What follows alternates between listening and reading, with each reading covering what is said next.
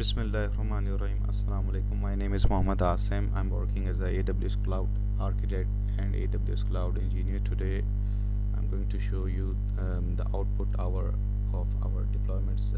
We have deployed VPC, as you see in the Ireland region. And if you want to see the output of this, output means the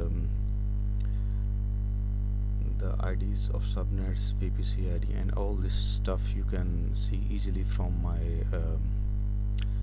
by using my module, and you can use these command and you will see the output of this.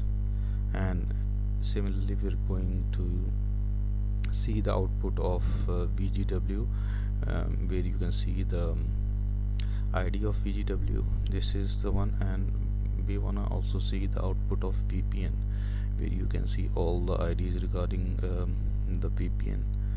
So this is the customer gateway ID, and this is the VPN connection, and VPN connection route is this is the site address range of our office. So thank you guys.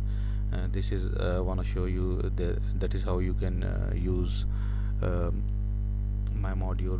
If you want to see the output, all the IDs will be displayed in the command line. Thank you for watching. Allah Hafiz.